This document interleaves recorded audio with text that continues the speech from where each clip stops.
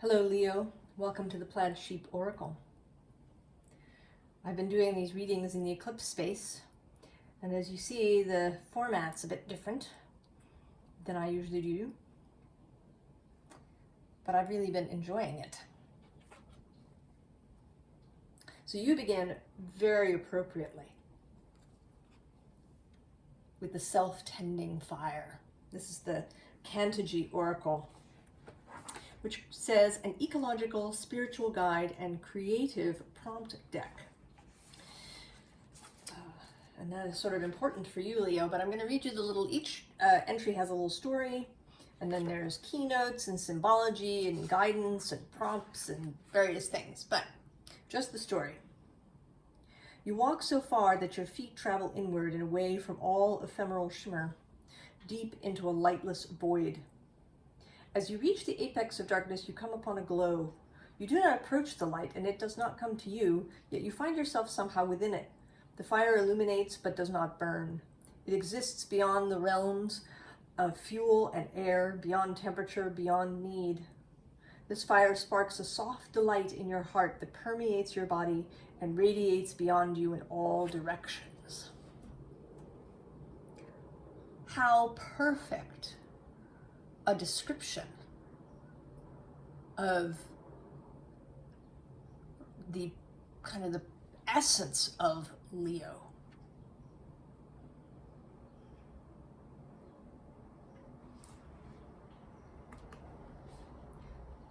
The fire sparks a soft delight in your heart that permeates your body and radiates beyond you in all directions.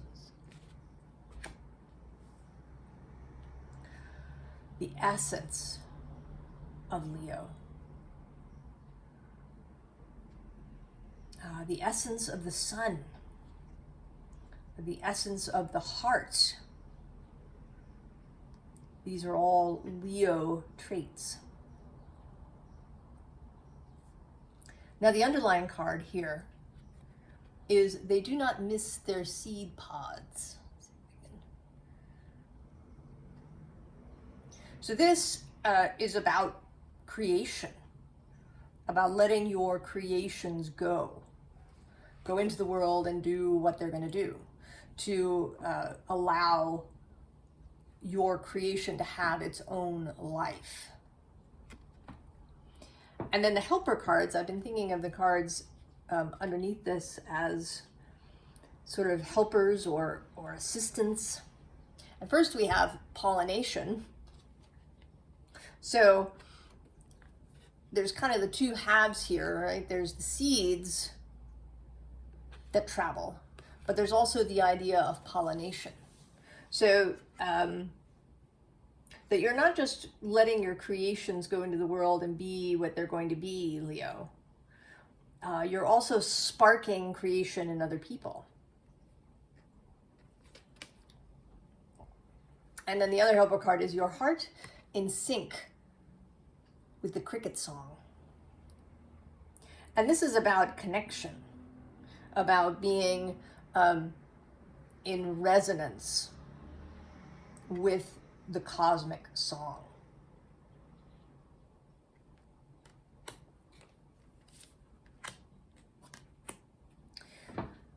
So creation, Leo, your reading is definitely about creation and perhaps how to approach it. We start with the earthworm here.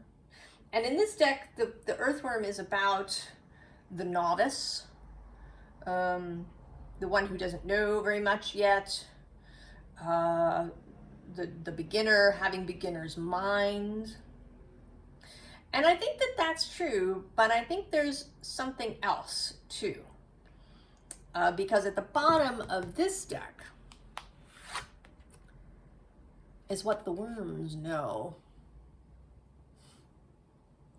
So, right, that there is more than meets the eye to this, and to you, and possibly to maybe things that you have created. I think that this imagery applies across to you yourself, to perhaps your creations, maybe to people that you work with, that appearances can be deceiving. Worms, after all, they're small, they crawl around on the earth, they're not very dramatic, and yet they play an enormously important role in the soil and in how other beings are able to grow.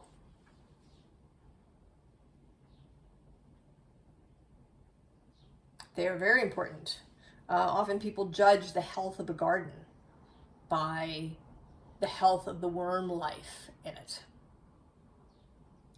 And the helper cards to the worm are, first of all, the moth, that is psychic energy.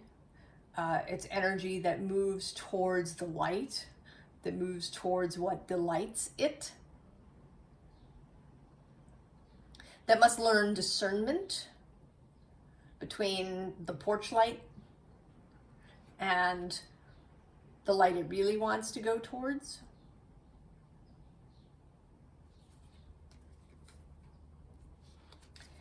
And then the Daughter of Pentacles, who is the student. So there is a student energy here. The beginner mind energy, the novice energy, the not full cup energy.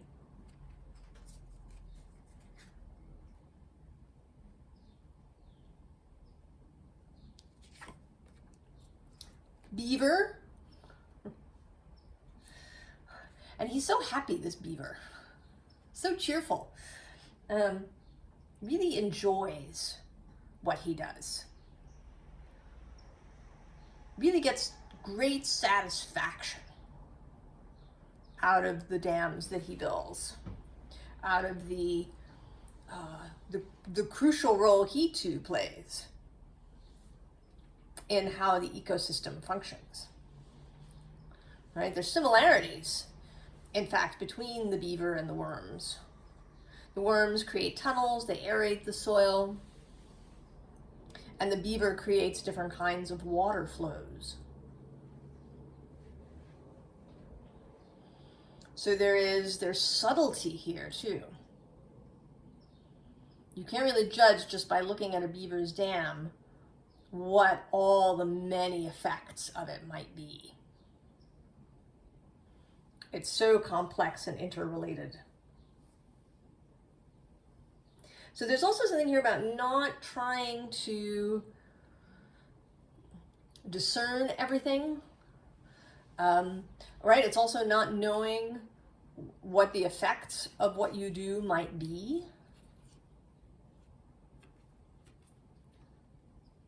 So don't try to control also all the aspects of your actions. And maybe your creative projects, I think this is a bigger canvas. Creativity is associated with Leo, but I don't think that this is simply about, you know, a work project or an art project or something of that sort. I think it's also about actions in general. That trying to control all of the outcomes is doomed to failure and will just cause you to freeze up.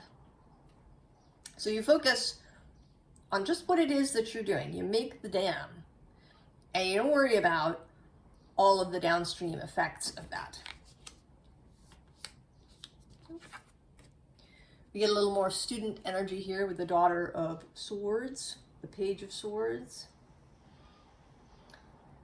A willingness to take in new information, you know, to be pollinated perhaps by somebody else, to see somebody else's seed sprout, and to be inspired by that. To share not just your own works, but other people's. And that all leads to the Ten of Cups, to this mutual rainbow. You know, maybe that's what the worms know. That this, right, the small things that we do can have large consequences across society, even.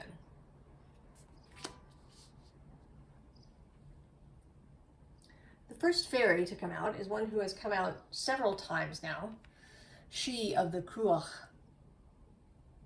This is creational energy, right? All the creation goddesses, the great cup that overflows forever and into eternity and infinity.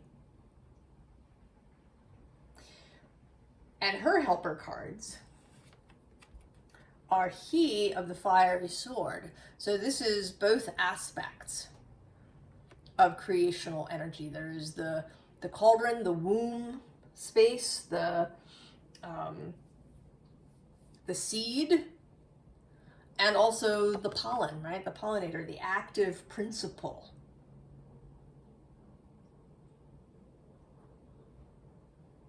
That which lifts the seed pod and carries it. The fire. The passion.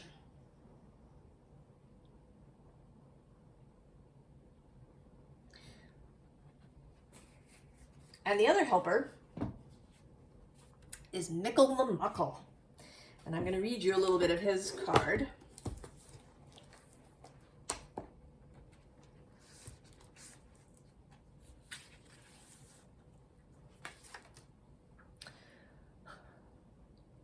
So Mickle the Muckle is a mixed blessing.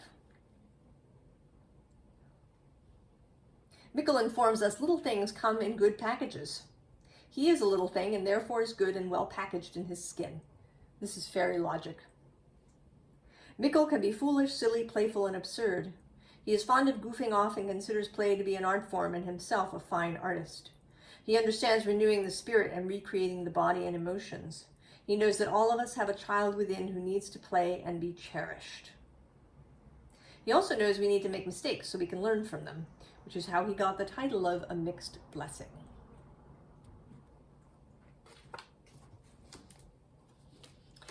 So this, right, this is kind of serious energy a little bit, right? You could get serious about this. The, foundations of the universe. And so you have Mickle to take you out of that seriousness. To, to make yourself laugh, make others laugh, be joyful, be silly, not take anything, including yourself, too seriously.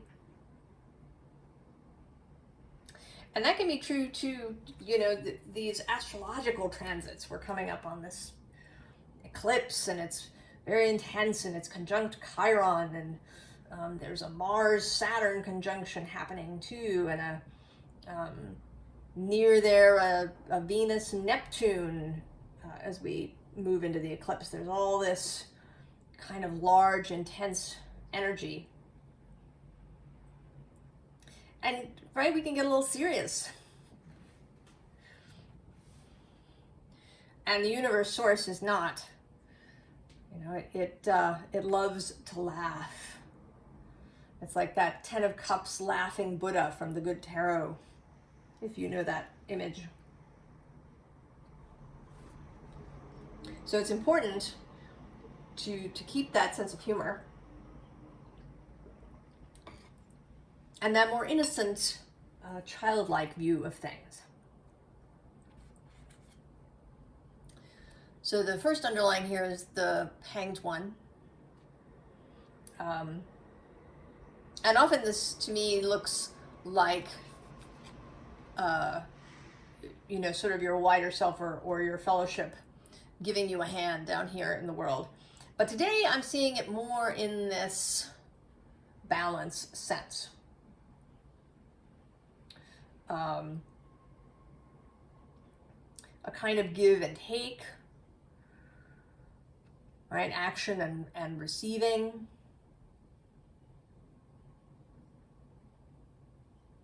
seriousness and laughter. There is messaging here that we'll get to also about paradox. Now the helpers here are two other sort of opposite, seemingly opposite energies. The Ten of Cups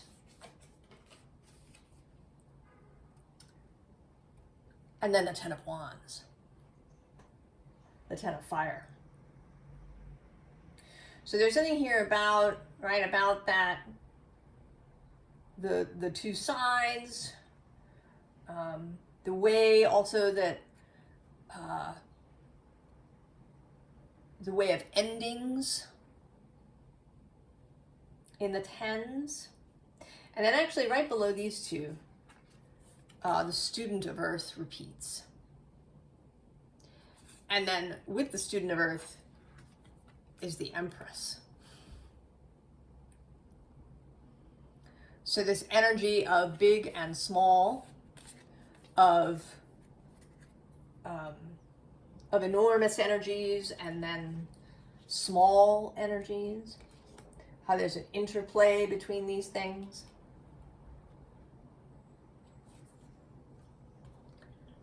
Spiral. The constant movement, both change and coming back to similar places. Right, because in a spiral you move, but you kind of, as you go down, you kind of end up in the same longitude, if we want to say. As you change latitude, you revisit the same longitude. And the helpers here are the moon and its cycles. And the journey.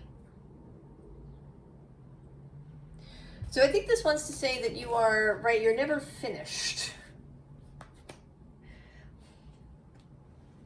As Abraham says, you can't get it wrong and you can never get it done. There is always more. There's always more. Another project, another conversation, another new friend. But also that things do, right? They do move in patterns and in cycles. That there may also be periods when you're right, in a fallow state. And then periods where you're, very excited and you're really doing. And to be able to hold those opposites too. And we have more opposites here with this Seven of Voices. So this card here in this deck is right about making choices, right? Which kind of bridge do you choose to cross? But it's also about seasons of life, I want to say. That there may be times when you're in a more difficult state of mind, times that are more difficult, energies that are more difficult to handle, to process, to integrate. If you're feeling that way now, I absolutely feel you. This is a very challenging period.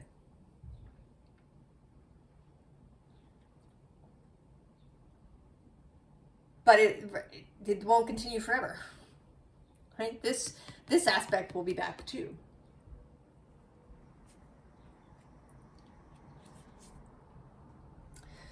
And the helper cards there are, first of all, this Four of Emotions. And here I want to say that it's all about recognizing that this cosmic kiss is happening.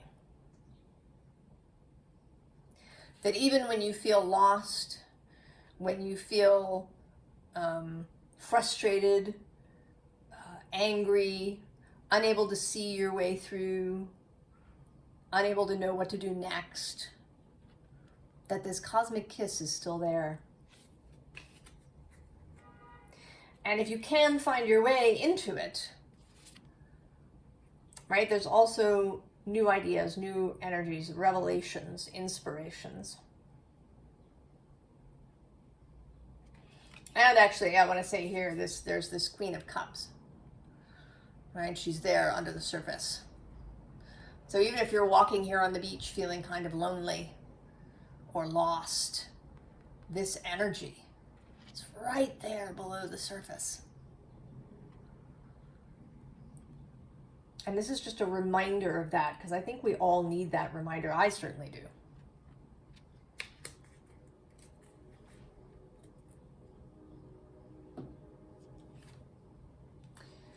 The first fairy card, and this is, I think, the third time, maybe the fourth, that Sylvanus has come out. And he is about masks and truth and integrity. But also, I want to say here, particularly about masks and about things not necessarily being what they appear. And the idea that sometimes masks reveal. You know, if you're somebody who's very shy and, you know, maybe sort of feels very awkward and stumbling in social settings, it might be completely different for you if you wore a mask or a costume. You could, you know, it's like a cloak, a shield that might allow you to reveal more of yourself. Reveal more of what is truly you. So that is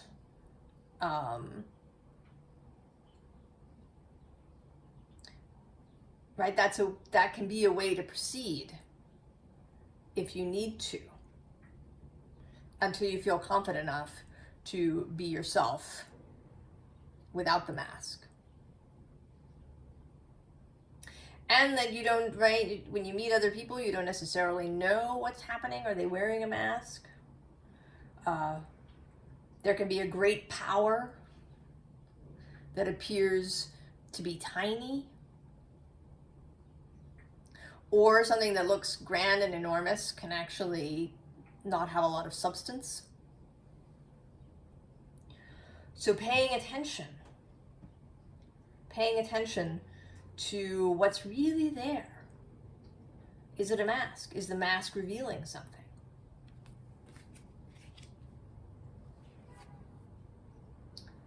Don't necessarily take things at face value. And here,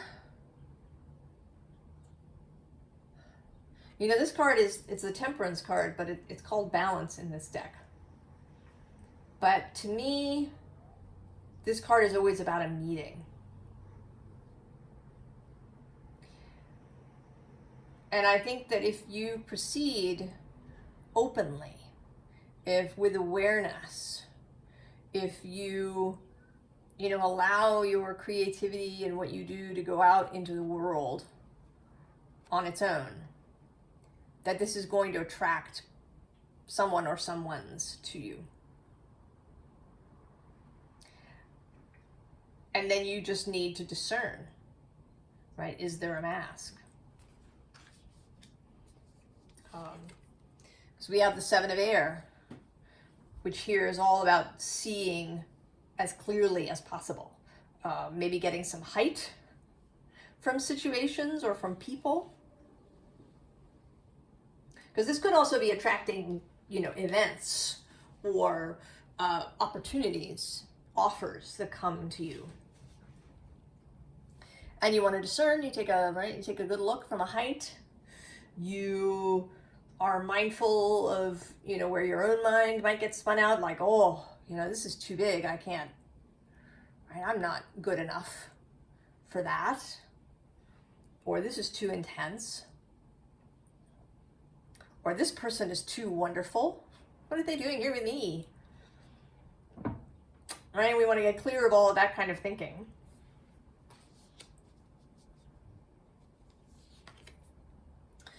And also with this Nine of Air, which is, you know, about anxiety,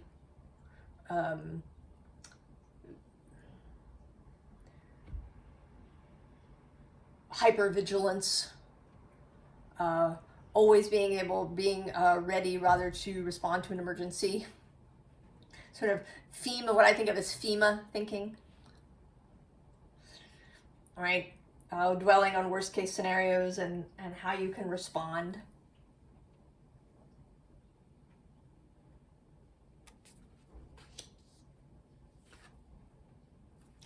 And then we get the Pook in addition to Sylvanus, and the Pook is the shape changer.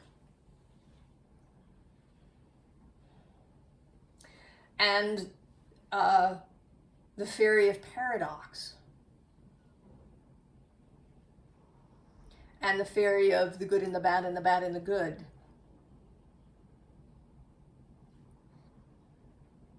So there's lots here about being able to hold paradox, to hold opposites at the same time,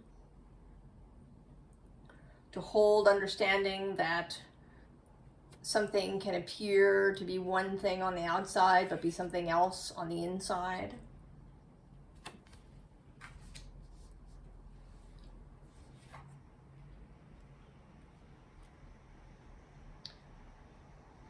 So Heart of the Sky. And actually both these cards, Heart of the Sky and Pachamama,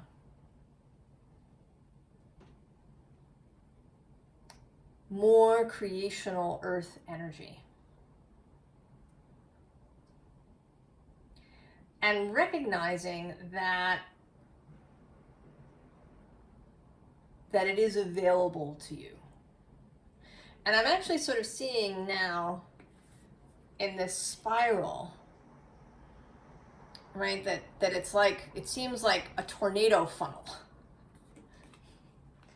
that, right, that comes down to a point where it touches earth, and that it's in both the sky and the earth, and that this tornado funnel is contact, both between Pachamama of earth and the Heart of Sky, but also your contact with these energies.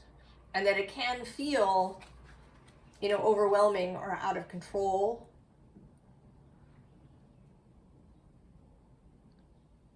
But that there is, right, that there's a still point. That there's a point where you have access. And you can't stay there for really long periods of time because it's very intense. And these, right, these astrological energies that we're in now are like that. But then maybe now you also have the opportunity to have access because of the paradox, right? It's enormous, but you know, it's also the size of an atom.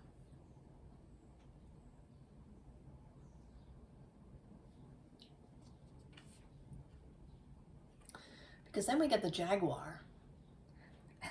And I feel like he came out specifically so that he could sit under this card.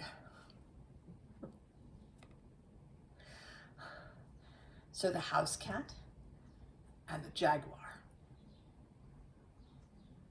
One and the same. The small and the big in the same space.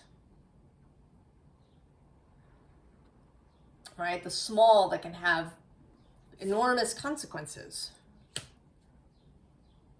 And the big that can be, you know, very detailed and very specific and have, you know, very personal effects.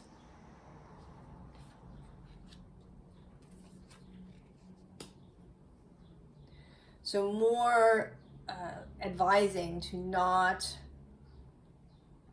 try to control what you release in the world. What's important is that it have integrity. That it be, you know, what you feel is right and good. that's how you interrelate with others as much as possible. And there too, their perfection is not required here.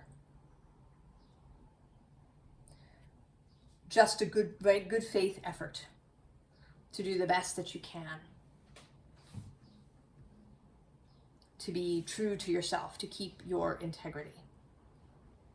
And then you don't have to clutch and worry about what happens to what you release, because you know you've done the best you can and you've been true to yourself and to your values.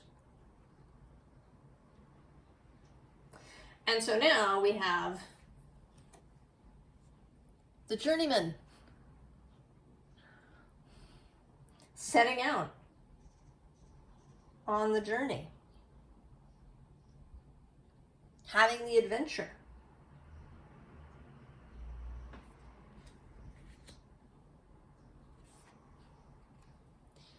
And this Queen of Materials, who always looks like a dare to me. Daring you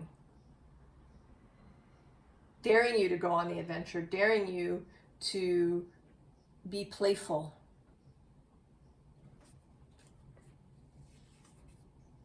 And with the Six of Materials, daring you to love, daring you to be generous, to share yourself, your ideas with others, to meet with others in a generous spirit, also to receive from others and to receive generously, right? To receive openly with gratitude without feeling the need to immediately reciprocate.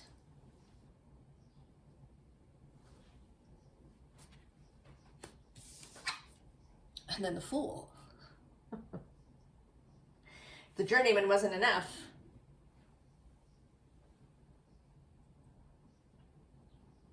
Going on the adventure, Leo.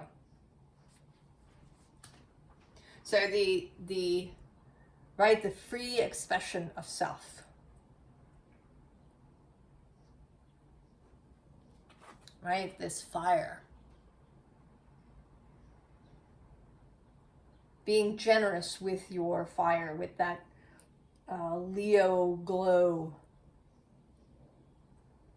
that is so attractive and so warming to others.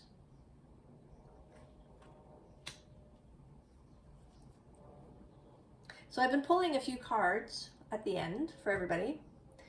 Let's see what wants to come out for you, Leo. Last cards for Leo.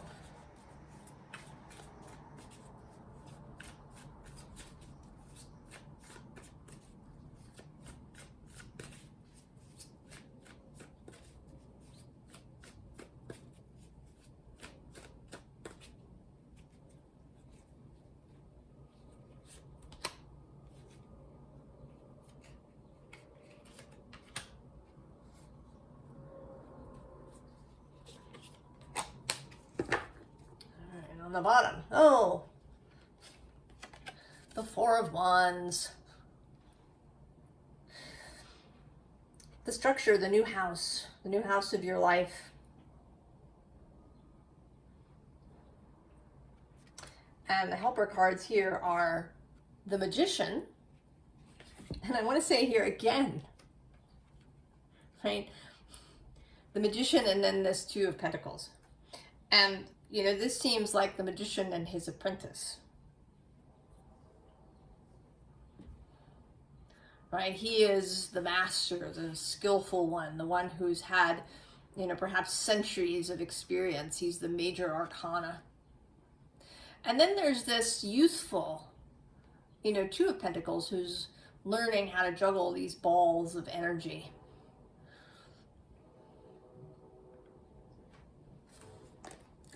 Mastery, being the master and the novice. And the Queen of Pentacles reappearing on the other end of the deck. And then your three cards. Oh. Well, there's the Ten of Swords and the corpse. Letting the corpse go. Leaving it. Not mourning or doing an autopsy. And then the Three of Swords.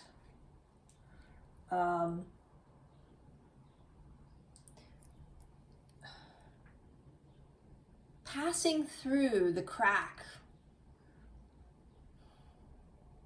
Right? Exiting. Exiting from, right, this cave where you relive the hurts over and over again. You can go right out through this crack.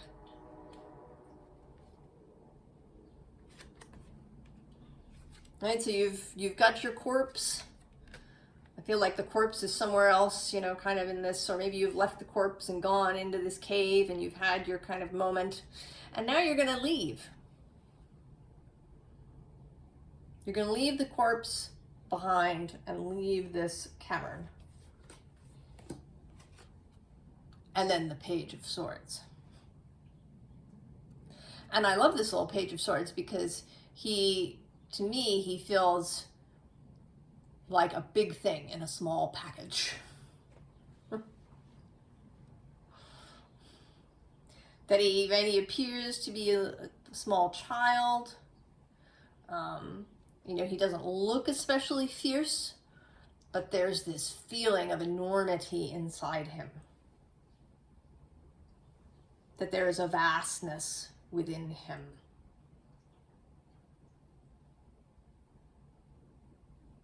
Young and old, novice and master, small and enormous.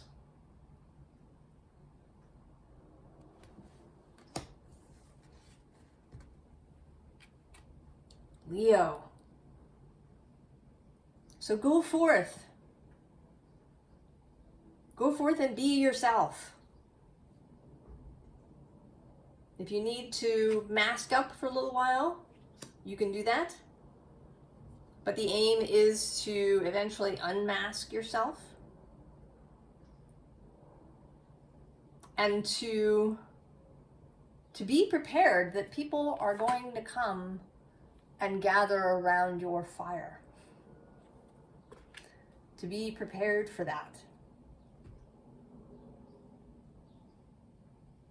And that you can handle it, it's okay, right? You don't take yourself too seriously. You know, think of it as, right, as your fire, not, right, as you. Not something to control, but to allow.